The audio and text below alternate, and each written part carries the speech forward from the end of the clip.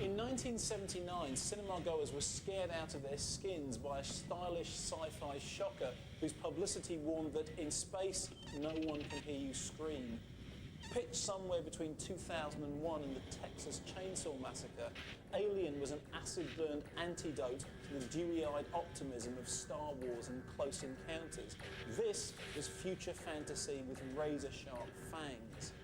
But 2 decades after it first burst onto our cinema screens, Ridley Scott's genre classic is best remembered not as an exercise in deadly terror, but as a strangely fertile breeding ground, a cinematic cocoon which has spawned 3 generations of shape-shifting sequels, nurtured a new breed of screen heroine, and trapped audiences and critics in the coils of its ever-evolving alien life cycle.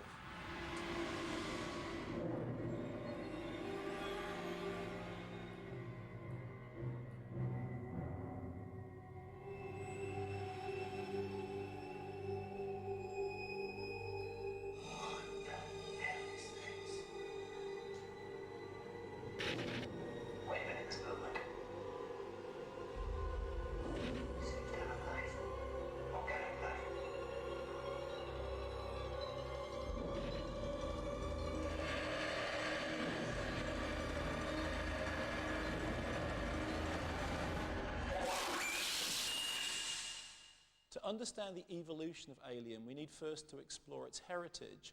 According to legend, the seeds of extraterrestrial terror were first sown back in the early 70s when film student Dan O'Bannon collaborated with future horror maestro John Carpenter on the cult sci-fi spoof Dark Star. Hailed by critics as a satirical riposte to Kubrick's stately 2001, this grubby, low-budget gem presented a cast of world-weary space truckers, fed up with each other's company, stuck in an interstellar tin can, waiting for a homicidal talking bomb to end their miserable lives. The first family gathering, in fact, for the prototype crew of Alien. 5, 4, 3, 2, 1, 0. We have commit and we have liftoff at 2:13. It was the 70s. We were all baby boomers running around with long hair, and the idea of hairy or unkempt astronauts was also unthinkable. And because these things were unthinkable, that meant that they were ripe for doing. Altitude 1.2 miles, velocity 1,500 feet per second. I was looking to film as a way of seeing my dream. I wanted to see space flight. I wanted to see what the future could bring, and I was always kind of frustrated by the fact that filmmakers, were kind of slow to pick up on what the real implications of the future might be. The big standard at that point for any type of special effect or space movie was 2001, which was only a couple of years old, as I recall, at that time. And we were both strongly under the influence of that. But one idea which I had never seen was the idea of a used future.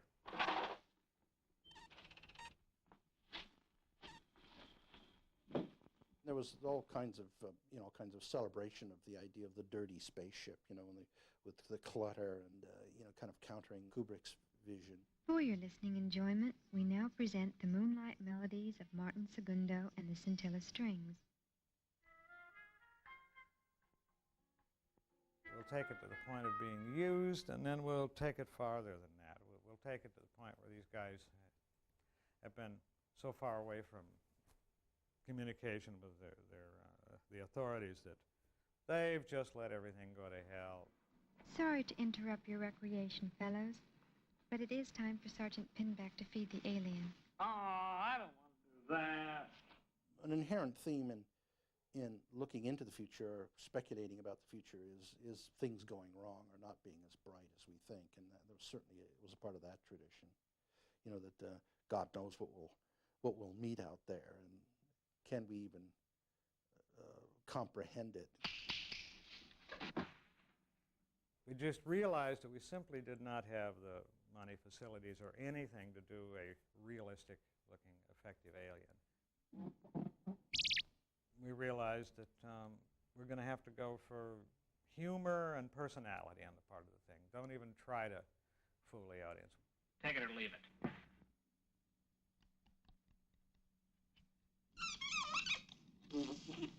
Dark Star was a confined outer space version of these early B movies without any production values. And the main differences were, there was comedic, and Dan said, I learned one thing. You can't tell what 1,000 people in the theater are going to laugh at, but you can tell what 1,000 people will be scared of. I wanted to have done a really good-looking alien in Dark Star, but I knew now that you don't do that easily. And that remained a sore point, and the result, a very few number of years later, was that I basically recast Dark Star as a scary movie instead of a comedy. And we did get a good-looking critter. Dan O'Bannon's Scary Movie was originally envisaged as the bastard son of such classic 50s creature features as The Creature from the Black Lagoon, It, The Terror from Beyond Space, or The Thing from Another World, with the suitably B-movie style moniker of Star Beast.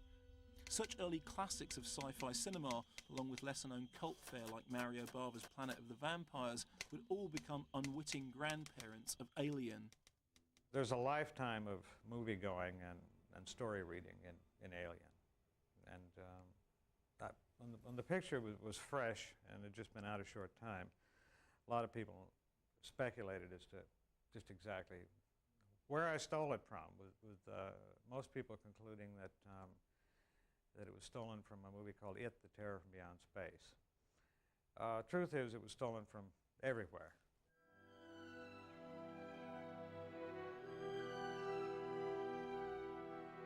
He said, I want you to show me every B that got the scares right. I'm going to sit down with you and watch them, all of them.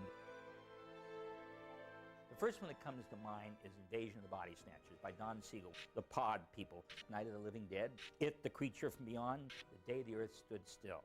Another classic, of course, the Texas Chainsaw Massacre. Brilliant.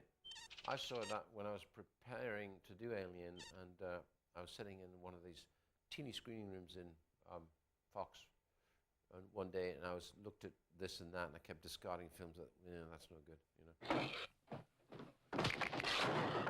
And then I'd heard about Texas Chainsaw, and I'd heard I always was very intimidated by the poster, which I think was the pig face and the saw. I thought, God, it's going to be a really tacky, ghastly bloodbath of a movie, which I was always uneasy about looking at. And when I finally saw it, I thought it was amazing. You are uneasy from the first second. As soon as they pick that guy up in the car, it's like scarier than hell. Is it still scary?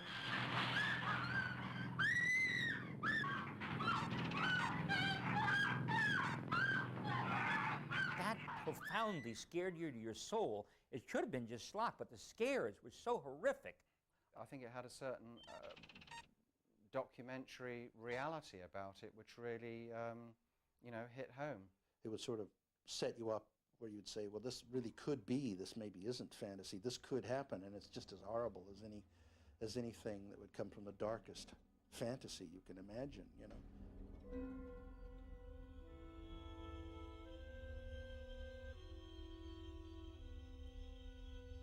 I saw it as a very scary movie, that type of grim tone of a few people trapped in a small technological space while this really scary something is coming at them. Normally, a scary monster is dangerous because it eats you, right? They eat you, okay? So it is. Oh boy. I didn't want to do a movie about a monster that eats you. I mean, it's dull, I eat French fries. What's the big deal? Now, I wanted to do a film of psychosexual horror. I wanted to get under the audience's skin. I had the material necessary for the first half of the script. It was a kind of Forbidden Planet situation where one of our starships lands on a mysterious planet, gets stranded there, bit by bit becomes involved with some mysterious and threatening organism. Had that all worked out pretty good, but I knew that was only half of the story. Dan put his finger on the problem. He said, I know what has to happen next is the creature has to get on the ship in an interesting way, but I have no idea how. This is completely enclosed, and it's full of leathery objects like eggs or something. And so in the middle of the night, I woke up and I said, Dan, I think I have an idea. And he said, what? And I said, well, the alien screws one of them. He said, what are you talking about? I said, well, jumps in his face and plants his seed in him. As soon as I heard it, I thought, oh, well, that's it. That was one of the ideas that made it possible to make this thing worth doing at all.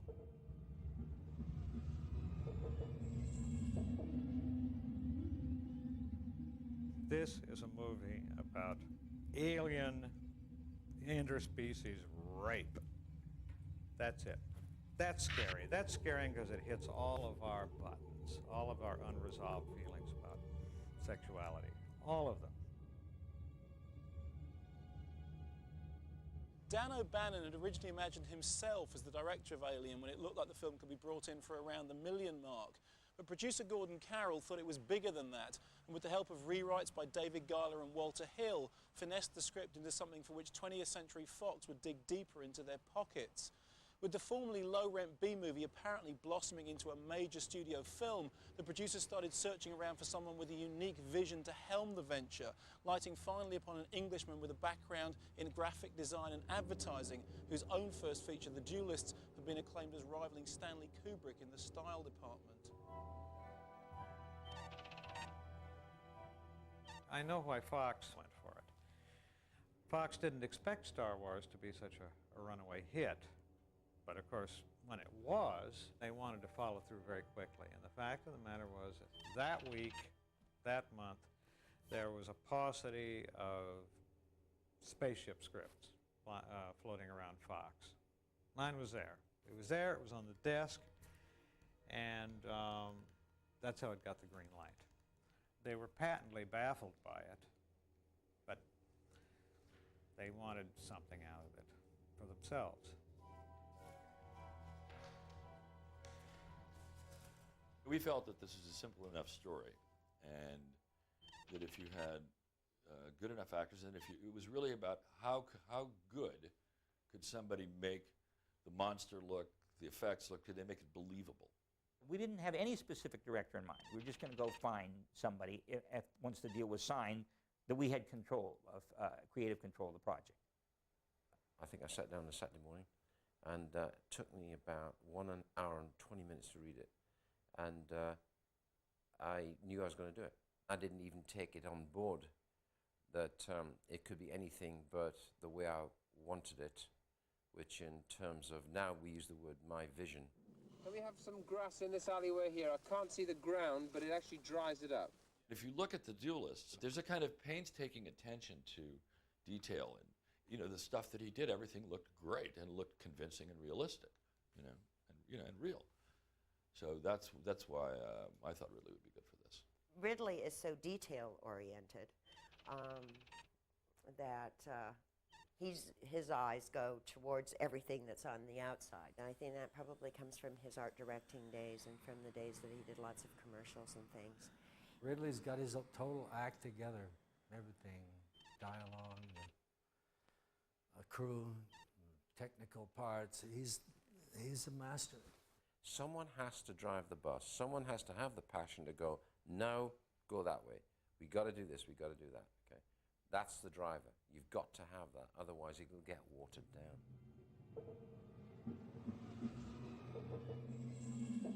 You have only to meet Ridley Scott and get him talking before you think, I want to work with this guy. He had, one basic line that he had to say a few times, which was, I don't fucking believe it, When he said that, he wanted something that was alive and that was totally believable. I've never seen anything like it. Ridley obviously is loaded with talent. He was loaded with talent before he started it, and he took it to a stage which I'm sure they never believed that would go. I thought it was, I'm sure they thought they were going to make a little horror film that would pop out, and that was it. He would say to them, he said to me, I want it to be riveting, so commercial, but it's going to look, I guarantee you, like 2001. And I guess they believed him. He directed through the camera. He didn't want to stand at the side of the set and watch the thing being staged. He wanted to see it through the eyepiece that was filming it. The degree of control that he exerted over the visual look of the film was a revelation to me. He could produce miraculously realistic effects quickly and simply because he understood the lighting and the photography of that medium so well.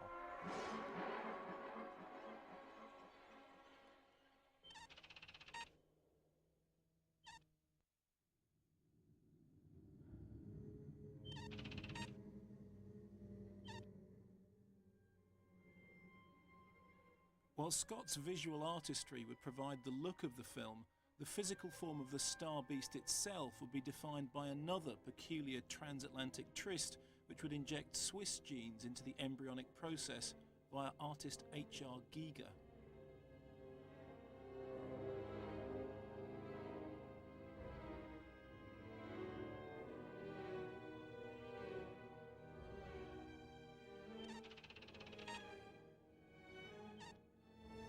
I was starting to see conventional things on paper.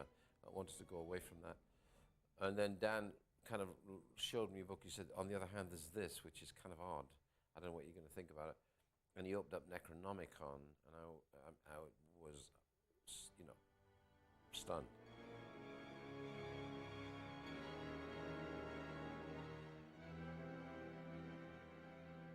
The sense of claustrophobia was overpowering to me because whatever these strange shapes were, they seemed to be alive and conscious, and yet the sense of compression and no room to move around at all was almost made me choke.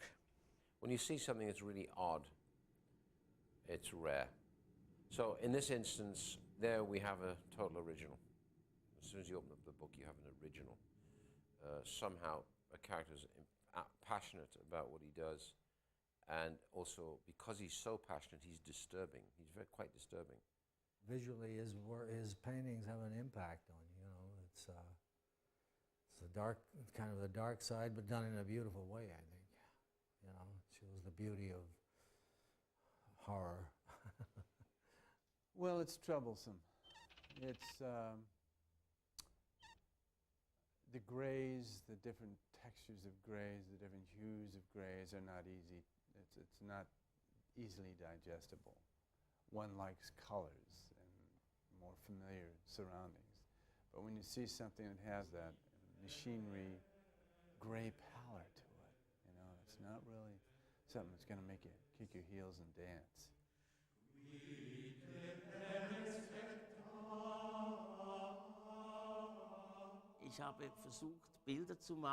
I tried to paint pictures which I could not find anywhere, that is to say, pictures which were my own world. I actually create those things without a lot of thought as to what I'm doing or whether I'm offending. I'm not bothered about the fact that I paint skulls or whatever. When you draw or when you paint, you have to be able to do what you want. And I don't waste time allowing myself to be put in handcuffs. I think he is depressive, right?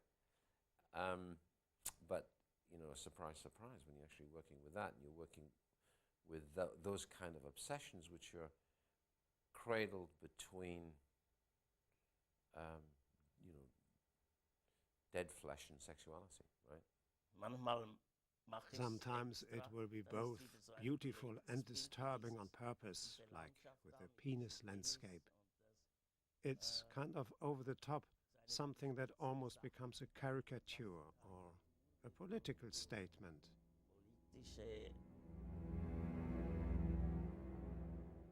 Giger's artwork had previously mated with the movie-making process when he was asked to collaborate along with Salvador Dali on an adaptation of Frank Herbert's sci-fi classic Dune.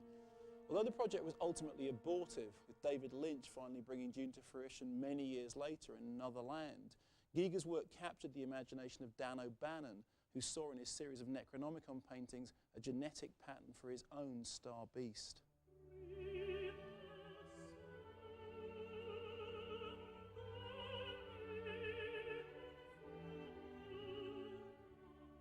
I realized that I had struck a particular artistic depth and originality here, which I hadn't seen before. It was that point that it struck me. I said, you know something? I said, if you could get this guy to design a monster movie, you would have something absolutely original and unique.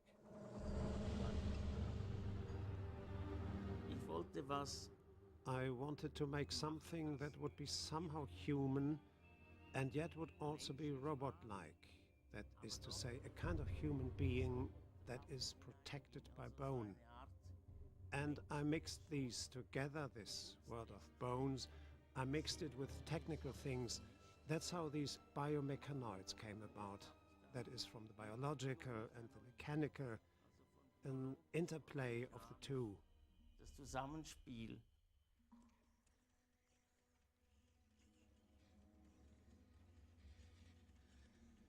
They weren't robots, but they weren't humans either. And there'd be like a woman that looked like a woman, half of her body, but she had some kind of a pipe stuck in her mouth, like she was sucking on a penis, but it was just a pipe that fed her life cycle. Life contains everything, and so that's why I paint everything. Everything that lends itself in any way to being drawn or painted. I don't have any barriers or anything like that, or any sense of shame. You're allowed to draw anything. Had a very powerful sexuality. It looked to me very specifically, it could have been actually male or female. That's what it was interesting, I found.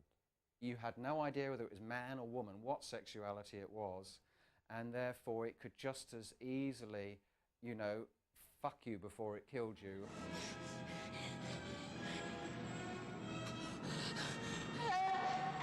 To me, it was omnisexual, and it contained everything within itself except the need for a passive host.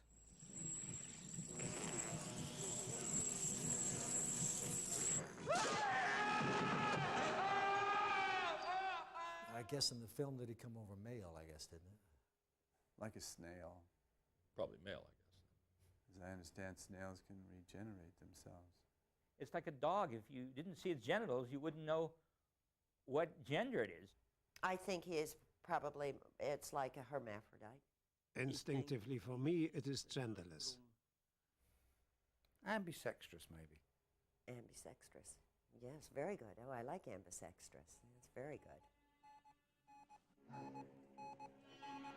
Move! Get out of there! Would you move? Dallas! Move, Dallas! Move, Dallas! Get out! Oh. No, not that way! The other way! Go! While Giger's ambisextrous alien design would become the iconic centerpiece of Scott's movie, the Swiss artist would also cast a long shadow over the environment of the film, working alongside visual stylist and Dark Star graduate Ron Cobb to create an alien world within which his creature could run amok.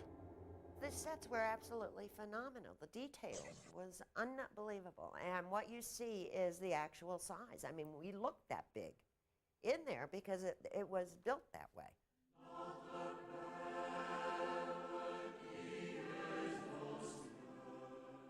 It was everything everybody would have wanted, you know, this sort of sensuous, sinuous world of parts, and God help you if you're there, you know.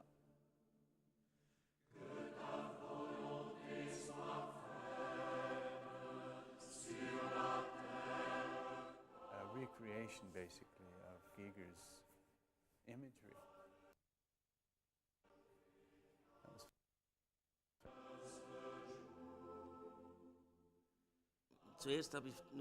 At first, I was only asked to design the alien monsters, the various alien monsters, and then Ridley Scott thought that I could have a go at the actual aliens' environment. Of course, after all, they are not in a vacuum. That's to say, where they live, and their environment somehow has to reflect the alien being itself. I started to build in my own style, my biomechanical style, and I designed it in a kind of bony fashion, All the landscapes consisted of piled-up bones, threaded through with pipes and technical elements. Das alles so zusammengebacken. Well, I hadn't been on a film that looked like that ever at that stage. You'd normally work on these films that have built a room and a hall and whatever, you know, built castles and things like this, not these sort of living sort of objects.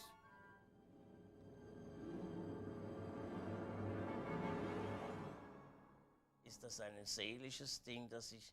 It's a psychological thing. I'm vulnerable, like the alien, and through those kinds of armored environments, I'm trying to find protection. Schutzsuche.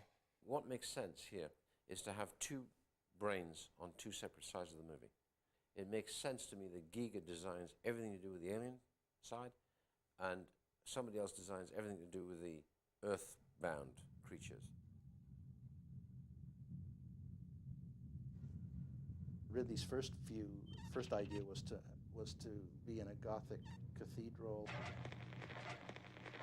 with elements of a World War II submarine. So you know, he was looking for all these evocative modes of description and such. What it all did result in is a fairly retrograde look. You know, it's not really the future so much as being caught in a factory, because I thought that would be that would kind of stress the idea of people having to live in a machine. It represented the earth sensibilities perfectly, the interiors and even the exterior. You believe that completely. So Cobb's mind was perfect. He thought like an aeronautical engineer.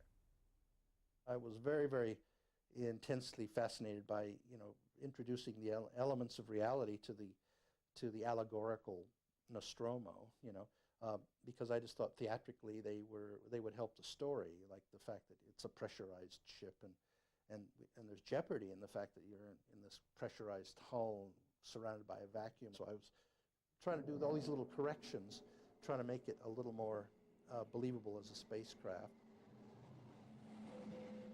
It turned out to be a really good split. I thought it was a great marriage, you know, because you don't get a sense that that brain has also designed this. That it's two quite separate worlds, you know. And God knows nothing could be farther away from Giga than the other department.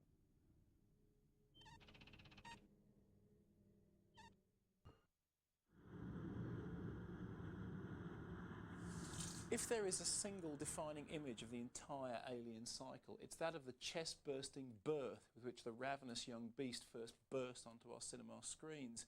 It's a sequence which has been reprised and reinvented in each of the Alien movies, from the violent delivery which rips open John Hurt's chest in Alien, through to Weaver's cruciform cradling of a newborn chestburster in Alien 3. Serving as an alarming antenatal primer for each new generation of viewers, this compellingly grotesque spectacle has become as shockingly iconic as the head-spinning sequence from The Exorcist or the shower scene from Psycho.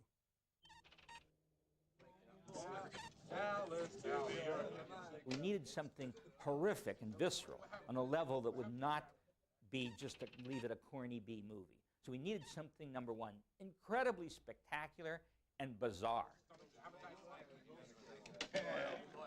We'd been looking at Oxford Scientific with the logic of the cycle of how the alien functioned, and basically it was a piece of macro photography, probably about that big.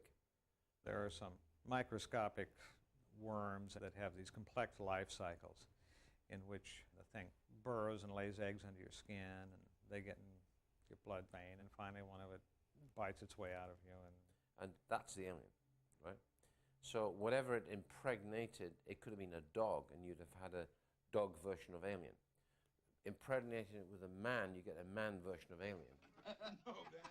I don't want to talk about what it is, though. I'm eating this. I wanted to make all the men in the audience cross their legs. I didn't want to allow them that comfortable spot where they can sit there and leer at the abuse of a good-looking woman on the screen. What could be worse?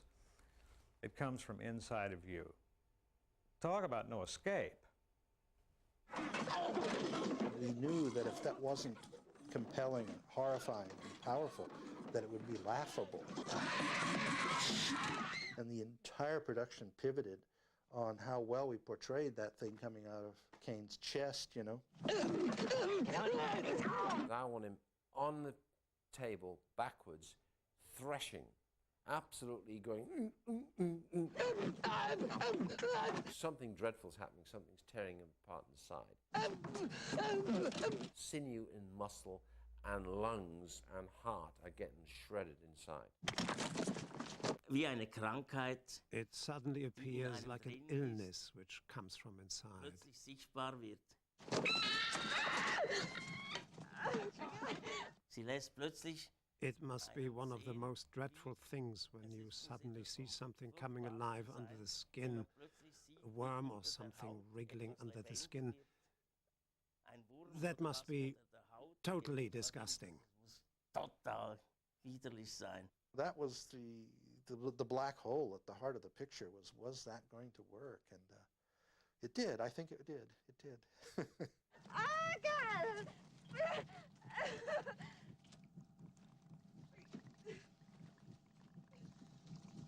I think when you think of the concept of the chest burster, you start to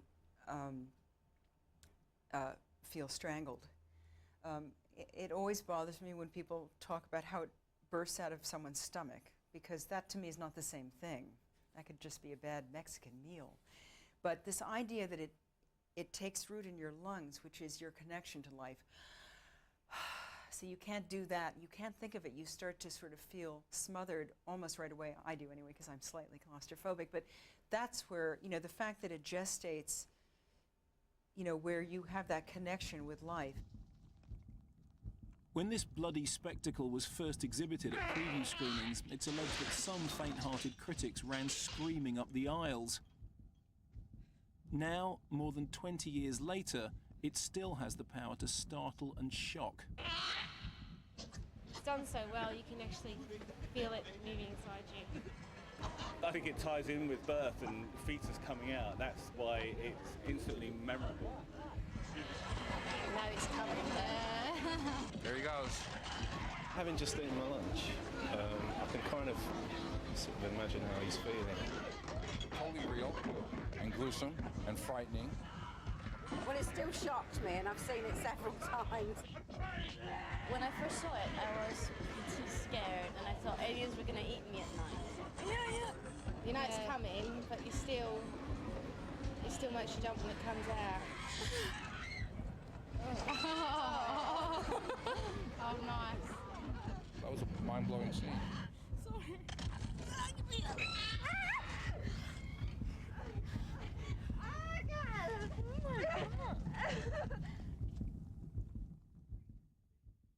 It's fairly clear that on some level the violent arrival of the alien dramatises fears about pregnancy and childbirth, giving horrendous form to shapeless anxieties about the alien transformations which human beings regularly undergo during the process of reproduction. If you've ever had a baby yourself, or simply been in a delivery room, you'll know that it doesn't take a huge leap of the imagination to see parallels between the fantastical chestburster nightmares of the alien movies and the more down-to-earth realities of normal human birth. You know, being present at a birth is a lot of blood and everything. And that's what it must be. It must be a birth. It's a perverted birth, and it is the absolute opposite of a joyful birth, because the person to whom it happens dies straight afterwards. There's something so cold about it that I think that's sort of part of the fascination. You know, you become pregnant and die. You know, something that all males are totally terrified about. We have a different threshold of pain to females, and it's a ghastly, horrific nightmare idea. The idea that something is growing inside you.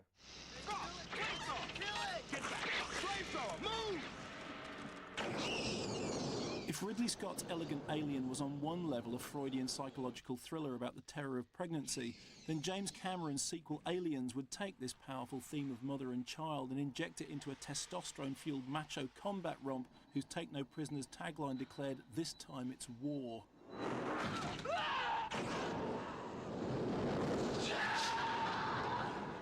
I think that for all the negatives involved in making a sequel, you have positives, and one of the positives is if you can take that initial programming that the audience has from the other film and then do little twists and turns on it. On my mark. 5. We're on express elevator to hell. Going down. 2, 1. Mark. What I tried to do within Aliens is make the scenes so that they functioned if you had never seen the first film, so that they had a second level resonance for the people that had seen the first film. The first one was the haunted house, and this one will be the roller coaster. You know, just a different approach to it. It's not so much a suspense movie as it is an action movie. We wanted to know, as an audience, how you're going to deal with all the great stuff that was done in the first film. And Jim took care of it, like in the first 5 minutes of the film. There was miners in space. Something happens to them. A team is assembled to send out and investigate them. Ready to get it on? You know it. Part of that team is the person who's been out there before. I can see where this is going. They don't know what they're into. Get the fuck out of here! She knows what it is. Get away from her, you bitch! That's the story.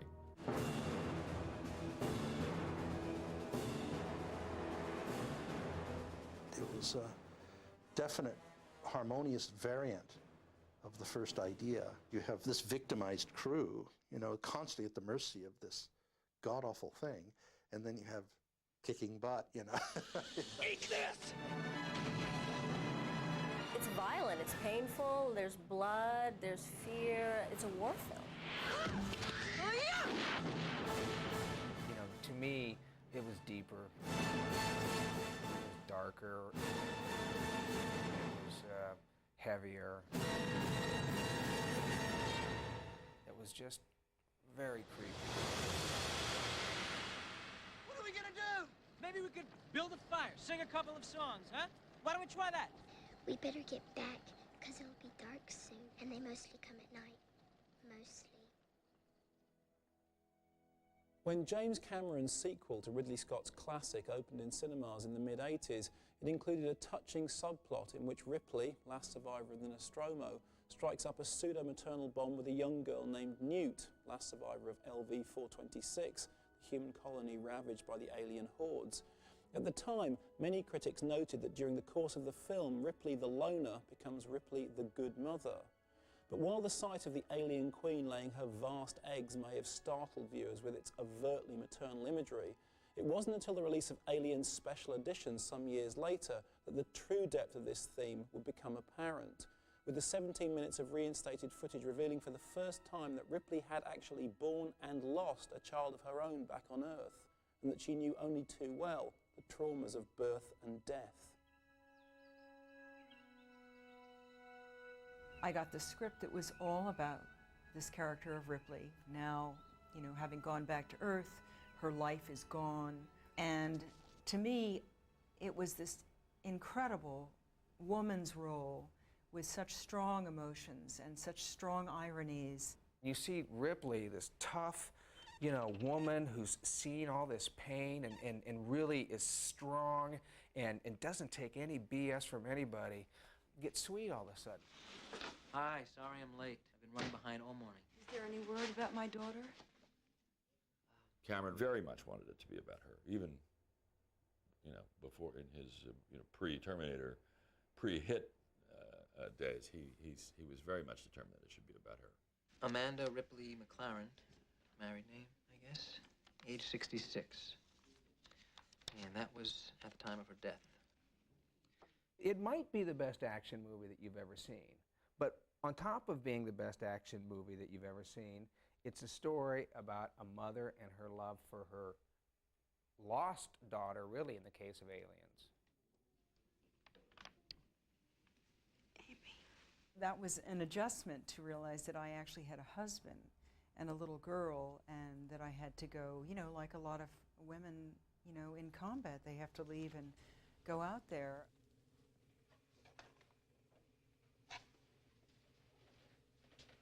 Hey, shh, it's all right. Don't be afraid, come on. She'd lost everything she had, and then I'd lost everything. And basically, we both lost it because of the same reason. She was up there fighting the aliens, and I was there with my family with the aliens. Very, I think, hesitatingly, they come together. And the moment in the lab, it's like the first time I've left her, Did you ever have a baby? Yes, I did. I had a little girl. Where is she? She's gone. You mean dead? It's very obvious that they know kind of what happened in each other's lives, and they just kind of are there for each other. And you know, like she was there for me in like a motherly sort of way, and I was there for her and the daughter that she lost. My mommy always said there were no monsters, no real ones, but there are. Yes, there are, aren't there? Why do they tell little kids that? Most of the time it's true. They both have the same nightmare, and that bonds them. It makes them the same person in a way. And watching Aliens is a lot like their experience in the film, which is you're going through this long dark tunnel and you come out at the end and you're going to be okay. They can dream again. I'm not going to leave you, Newt. I mean that. That's a promise. There's all these little metaphors strung all the way through it. And you got Ripley running around with a little girl, protecting her and defending her, and you have the Queen is defending her pods and her hideous offspring. Her antagonist, which turns out to be the Queen, is humanized in the fact that the Queen is only protecting her children, which is a wonderful, point at the end of the film when you discover as an audience that, oh my God, this nameless, faceless monster is actually another mother.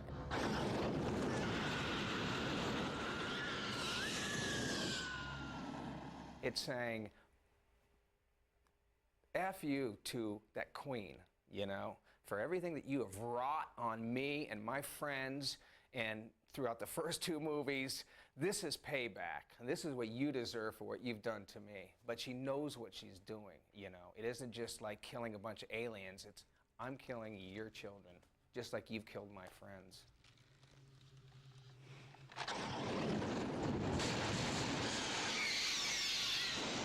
Out of the charred remains of James Cameron's hugely successful sequel, the Alien series' most unusual and troubled incarnation would be born. New Zealand filmmaker Vincent Ward's original screenplay for Alien 3 has been described as one of the great unmade projects of our time, with the helmsman of the medieval Odyssey, the Navigator, imagining a monastic medieval world which would have turned the Alien saga into Name of the Rose in space. I thought it would be possible to create some sort of vision and still do, something that was really exciting.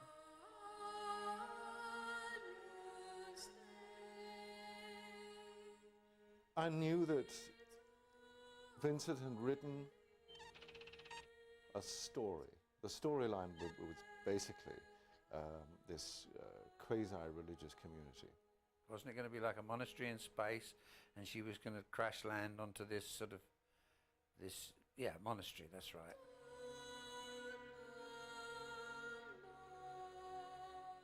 Vincent had a kind of strange idea about how to do this with a wooden planet and monks and all the rest of this kind of stuff, which we thought was really interesting. I wanted to set it amongst a community of monks in outer space on a huge wooden vessel that was about 3 miles round. In comes Ripley into this world that's kind of anathema to her. And at first they're very friendly to her, but when the deaths start to happen, they start to see her as an evil presence. It's not just a woman confronting a demon, it's a woman confronting who she is at a particular stage in her life and trying to deal with that and deal with the ghosts of her past.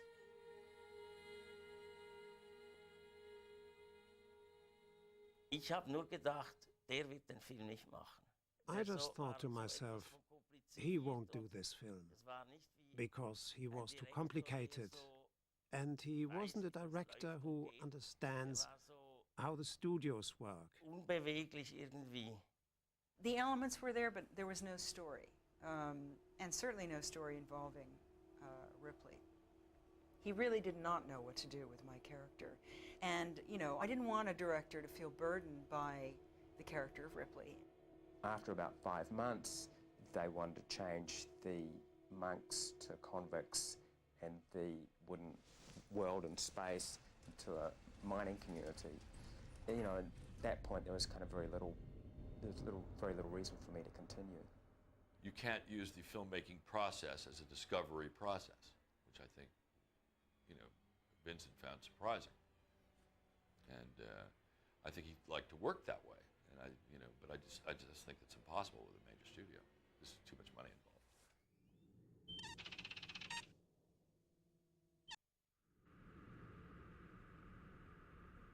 Just as the environment into which each new generation of alien would be born provided a constantly shifting landscape of fantasy, so the business climates in which successive alien movies found their feet began to change. The first movie actually cost less than the lead actress's fee from Alien 4, as the saga grew in size, stature and reputation throughout the 80s and 90s, until it was virtually unrecognisable from the cut-price space-age stalk and slasher first touted around town back in the 70s. This Alien, it seemed, had industry legs, and in Hollywood, survival meant franchise.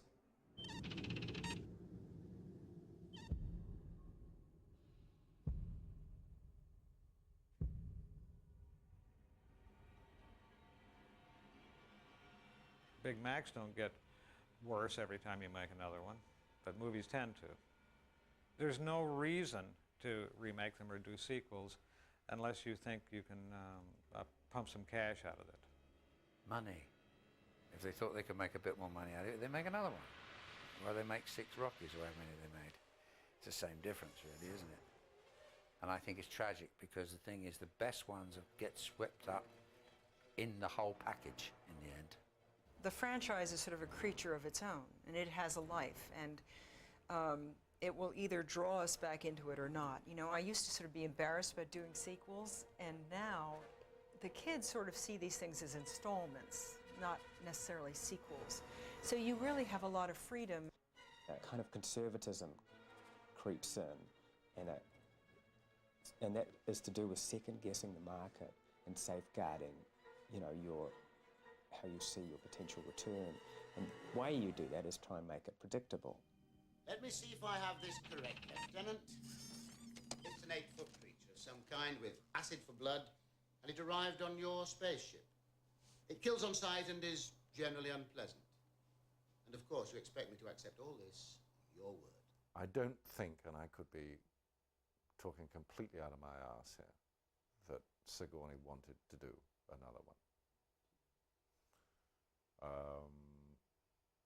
But she was paid quite a sum of money.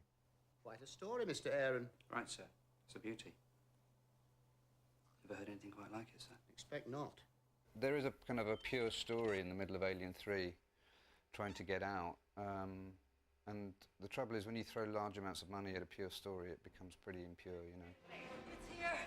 You got Clemens. Stop this raving at once. I'm telling you. It's here. Aaron, get that foolish woman back to the infirmary. The biggest disappointment about it is it doesn't really deliver on its genre expectations. It's not really scary. Fuck! And if you're making a monster movie and a horror movie, I think you are obliged to be scary. I mean, it should scare you. When you see the third one and you go, whoa, wait a minute. Now we're on a prison. There is one despicable idiot after another, including the doctor who she sleeps with. And then she throws herself into molten lead. I'm going, this has just destroyed all the work that was done in the first 2 movies. Do me a favor. Disconnect me. I could be reworked, but I'll never be top of the line again. I'd rather be nothing. With Alien 3, what it seemed like was that Fox made the brilliant decision of getting David Fincher. It was going to be his first movie. And from the second they hired him, they started to panic. I think it's because he was young and a certain amount arrogant. And I don't think they liked that, you know, from their new boy. You know, it's like saying, I feel expected him to say, thank you for giving me this opportunity, and David didn't like that. That's not the issue. The issue is we use ourselves as bait. He had very definite ideas about things that he wanted to do. They didn't always relate to the story. Finally, when you're pulling the movie together, you end up having to go with the story, tell the story. And that's, struggle. I think it felt to him like he was fighting a one-man band against a group of people who thought they'd hired a pop video promo director that they could push around, It was a bad situation. I've never been in a worse one. And it felt like you had to take sides. And of course, whose side was I supposed to be on? I had to be on Fincher's side. I wanted to finish the movie. Sigourney was quite angry about that. It was a very tough shoot. She felt sort of abandoned. But I felt if I couldn't really have control over the script of the director who'd never directed a movie before, there was really nothing for me to do there.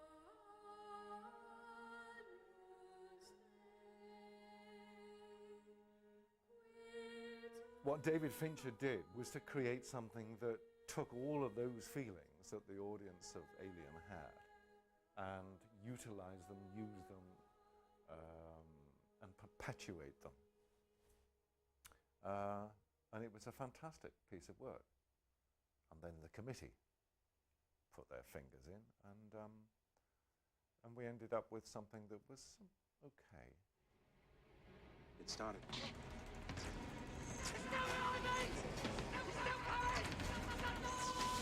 Must be heading over to Channel 8!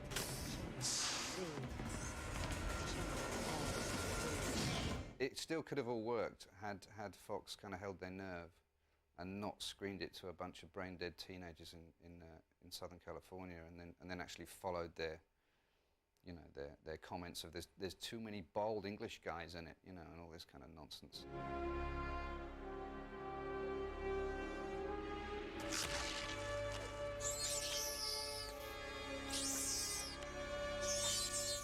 I sort of took my hat off to David Fincher because I thought, you know what, you've entered something at a ridiculous stage, and that you've made anything even faintly coherent, well done.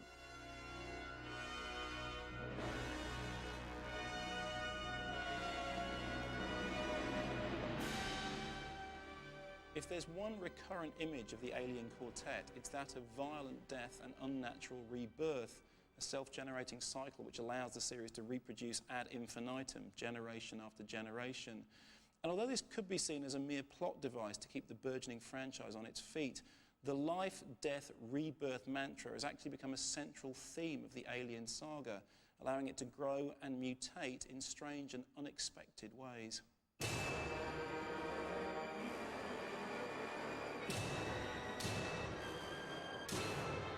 Nowhere is this theme of birth, death and rebirth clearer than in the life cycle of the alien itself, with each increasingly spectacular demise being followed by an equally outrageous birth, allowing the once simple star beast to become an ever-evolving nemesis. As always, these changes have been affected both by narrative necessity and by the advancement of special effects technology, from the simple 50s-style man-in-a-rubber suit format to the complex computer graphics which breathe new virtual life into an ancient devil. I always wanted my alien to be a very beautiful thing, not just something disgusting, not just a monster, but something aesthetic. Throughout the creature's evolution, what they've done is change it from something aesthetic to something that looks like shit. I mean, literally, looks like a turd. I think Giger created the alien. He made this thing look like it does. He created the organic look of the first one, and the directors developed it. We had no modern means of working like electronics or anything. Everything was made by hand in a down-to-earth way. Just rubber suits and mechanics. That was the power of it. In those days, we didn't have the technology. It was very much push and pull system, and then so I figured, little by little, I know I'm going to get a great head, slightly dodgy hands, full figure, tricky.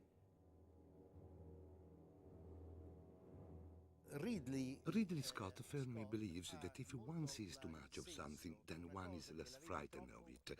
That is why there are lots of frames where you hardly see the monster. Everything is consumed in darkness.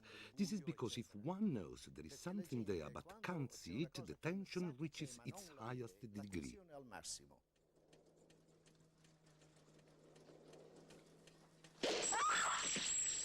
I think it made it more frightening when you only saw scraps of it. Whether that was the constraints of the fact that it was a man in a suit, obviously had a large bearing on that. The effectiveness of the first film was, of course, that you see so little of it and you don't know what you're up against. And with Jim's film, you see a little more.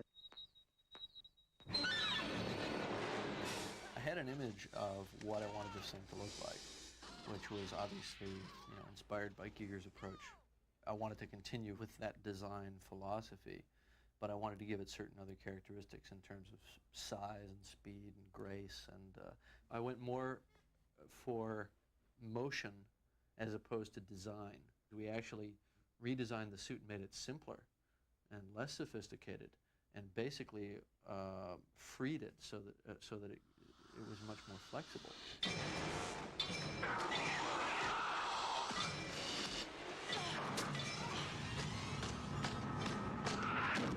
I think it made it very interesting, but maybe not as frightening for some reason, because once you started seeing all these things it could do, it became a technical exercise rather than a threat.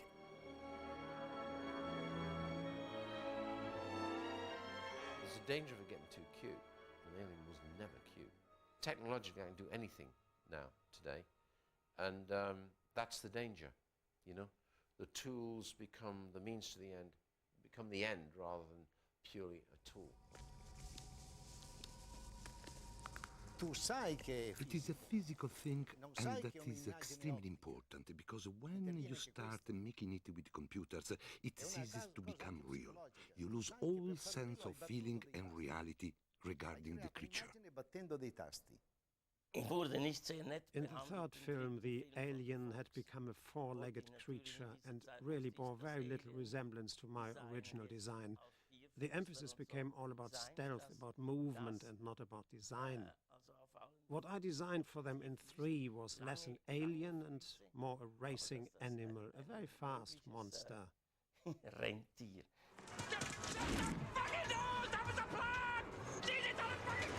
The beast has sort of evolved to something else. It is no longer what it started out to be. Every time they make another one, they want to improve on it. And it sort of is now becoming some other kind of a movie. It's no longer the same thing. 3, 2, 1, action.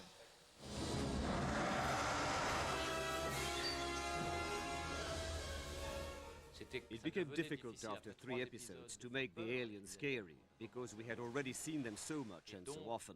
I was also aware that we would probably have to see them even more, due to the studio's needs, and also the evolution of the technology, namely CGI. So the aliens were going to be less surprising for being more visible.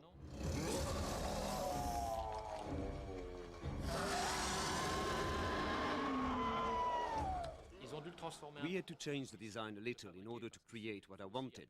In order to make things technically possible, we had to lose a bit of the original design. It became a bit more of a King Kong thing, a bit more human. I have been criticized a lot for this, for giving the alien this expression.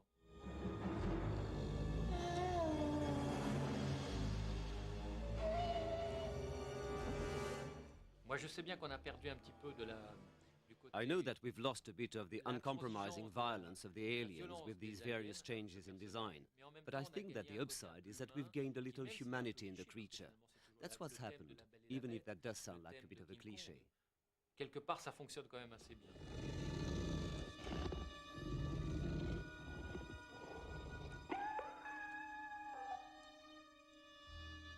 The truth is that the alien would constantly evolve. So though Giger's creation was the perfect creation for then,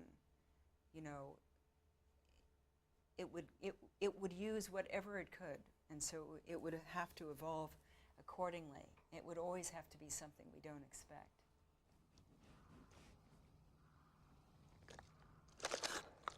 However dramatic the changes to H.R. Giger's original Alien designs may have been during the course of the first 3 Alien films, no development has been as radical as that employed in the 4th installment, Alien Resurrection, in which French filmmaker Jean-Pierre Jeunet combined the surreal visual sensibilities of Delicatessen and City of Lost Children with the rigorous narrative demands of the ongoing Alien franchise. Here, a clone duplicate of the long-deceased Ripley becomes the next generation of alien life form, giving Jeunet the chance to experiment with the mainstream, whilst allowing Weaver finally to ascend to the throne of Alien Queen. The hell are you?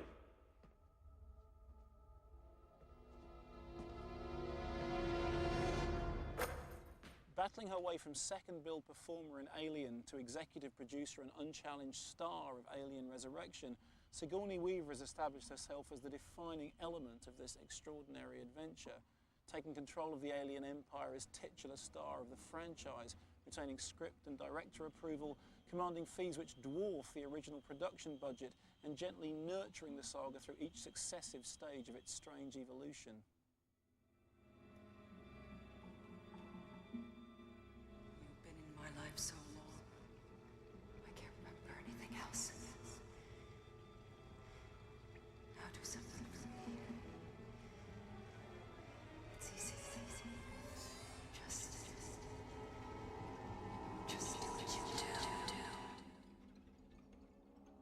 En fait, Sigourney est extrêmement Sigourney is very involved in the franchise, and that makes sense if you think about it. She's the only person to have worked on all 4 films, so she knows them better than anyone else. She knows Ripley inside out.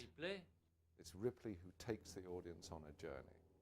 It's Ripley that the audience can in some sort of way identify with. And if Sigourney hadn't agreed to do any of the films that followed Alien, the films would not have been made.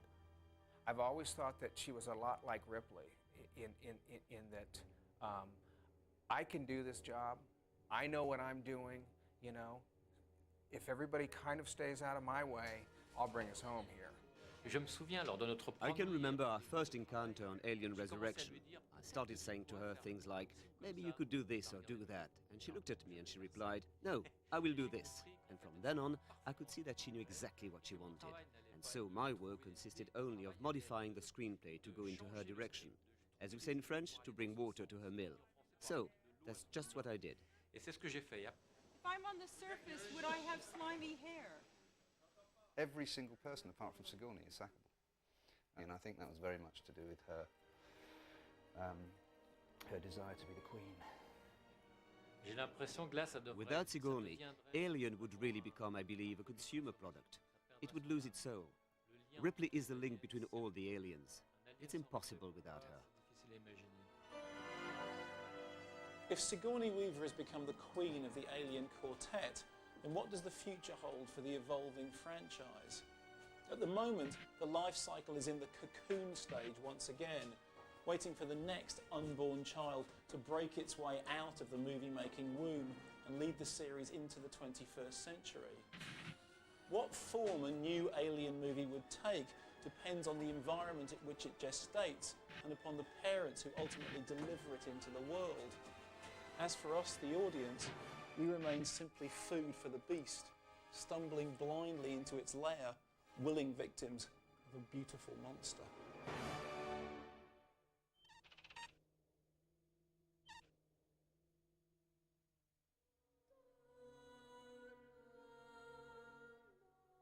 Well, after that, you won't want to miss Alien Resurrection, Falls film tomorrow at 10 o'clock. No let-up in the midnight movie Screamers, are chilling killing machines policing the hideout of desperate survivors on a ruined planet. Next.